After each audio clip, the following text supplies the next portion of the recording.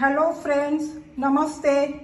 વિનાસ કિચનમાં મારા સબસ્ક્રાઈબર્સ અને વ્યુઅર્સને મારી યુટ્યુબ ચેનલ પર નવા વિડીયોઝ માટે સ્વાગત છે. આજે બનાવીશું કાલા જામ.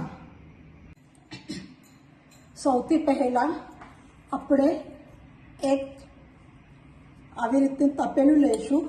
એની અંદર ખાંડ નાખીશું.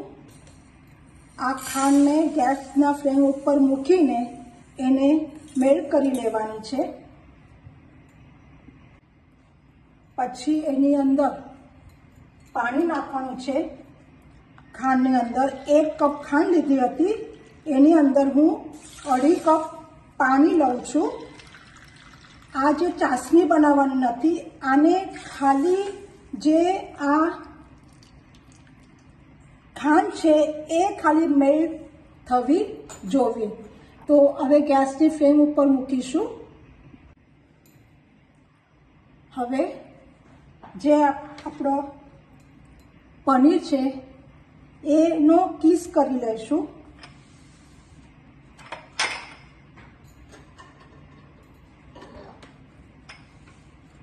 પનીરનું કીસી લઈશું આપણે. આ પનીર છે તે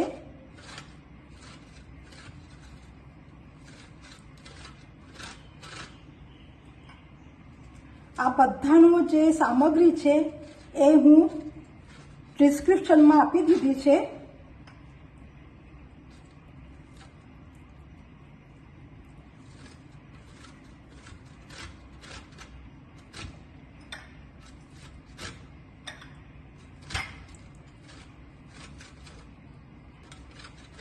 તો સરખું થાય છે એના માટે હું પીસી લઉં છું. આ માવો છે એ પણ એવી રીતે જ એને કીસી લઈશું. એટલે એનાથી શું થાય છે કે જે આપણે ડો બનાવીશું ને એના અંદર ગાંઠો રહેશે નહીં.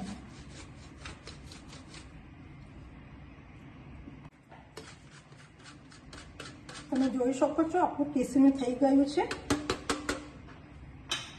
હવે એક મિક્સિંગ બાઉલ લઈશું. એની અંદર આ બધી સામગ્રી નાખી દઈશું. હવે આનો ડો બનાવી લેવાનો છે. આના અંદર મેંદો છે, ખાંડ છે,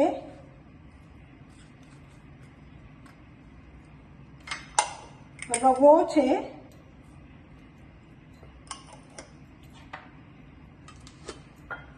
ઇલાયચી પાવડર,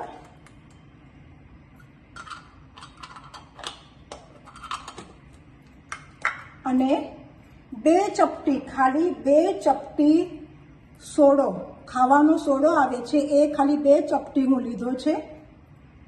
આ બધી જ વસ્તુ મિક્સ કરીશું. આની અંદર પાણી, ઘી કે કશું જ નાખવાનું નથી. જે માવો અને પનીર છે એની સાથે જ આ ડો બનાવી લેવાનો છે.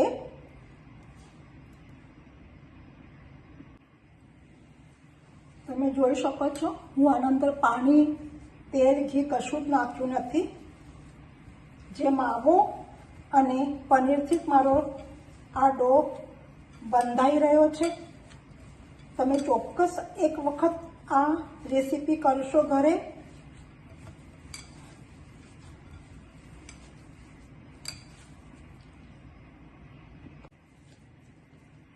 તમે જોઈ શકો છો મારો ડો તૈયાર થઈ ગયો છે. હવે એને નાના નાના આપણે બોલ બનાવીશું અને પછી બોલ્સ તૈયાર થઈ જાય એની અંદર હું જે આ ખડી સાકર છે એને એક એક કટકા મૂકતા જઈશું. તમે જોઈ શકો છો હવે હું આના નાના નાના બોલ્સ બનાવું છું.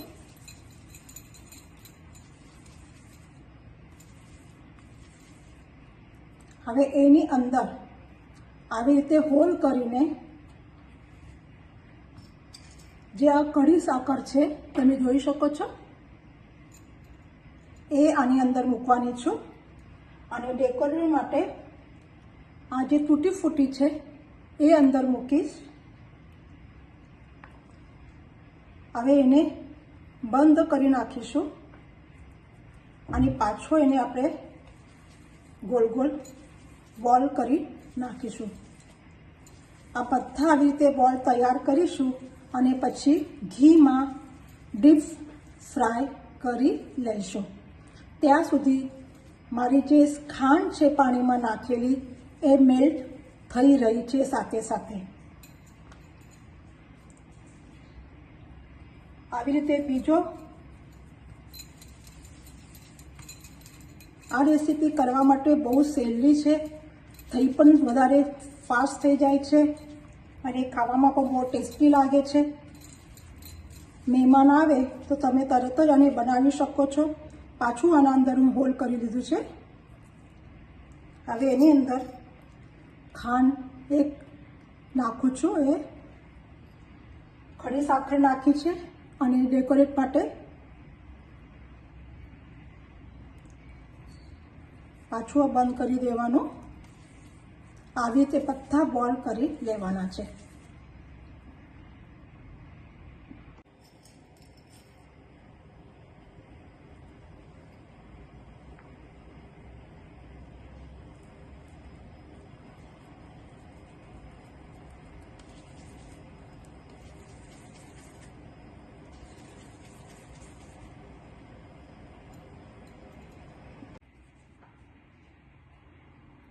આ બોલ્સ નાખીશું બનાવેલા. એકદમ ગેસની ફ્લેમ સ્લો મૂકવાની છે.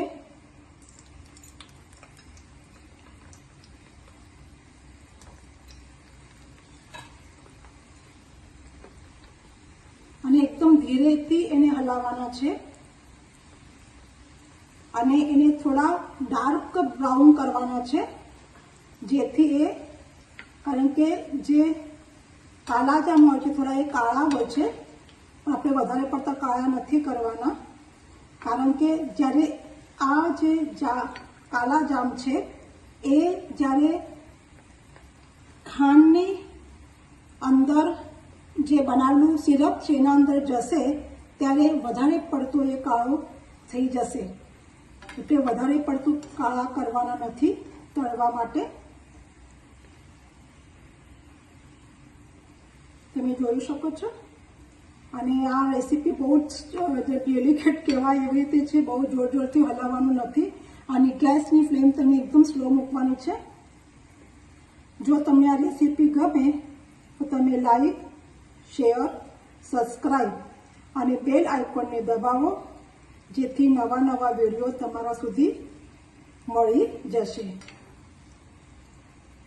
હવે બધા સન પણ આવી રહ્યા છે, શ્રાવણ મહિનો ચાલે છે, તો તમે સોમવારે, ગુરુવારે ગમે તે દિવસે બનાવી શકો છો. તમે જોઈ શકો છો મારી જે આ ગેસની ફ્લેમ છે હું એકદમ જ સ્લો રાખી છું. પહેલાં જે ઘી હતું એ બરાબર ગરમ કરી લીધું છે. હવે મારા હા જામ છે હું કાઢી લઉં છું.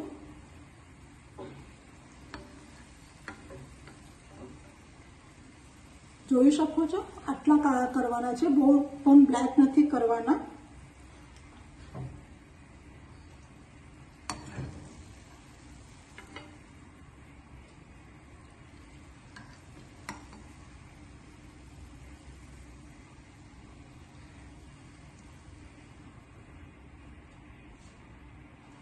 આવી રીતે બધા કરી લેવાના છે. ગેસની ફ્લેમ સ્લો મૂકવાની છે.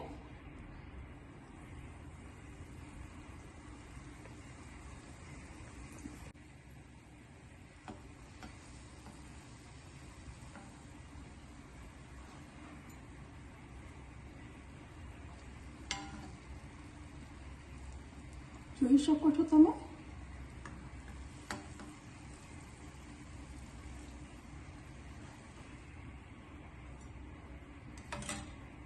બીજા નાખીશું.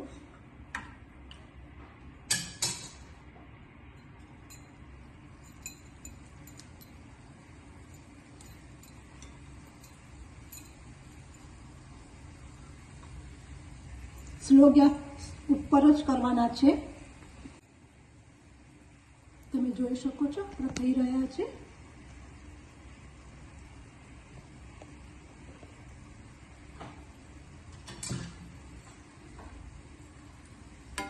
સ્લો ગેસ ઉપર જ કરી રહી છું. હું બાર બોલી રહી છું તમને. જો તમે ફાસ્ટ ગેસ મૂકશો તો અંદરથી કાચા રહી જશે અને ઉપરથી લાલ થશે, તો ખાવામાં મજા નહીં આવે ને બળી પણ જશે. કારણ કે માવો અને પનીર બંને દૂધની વસ્તુ છે.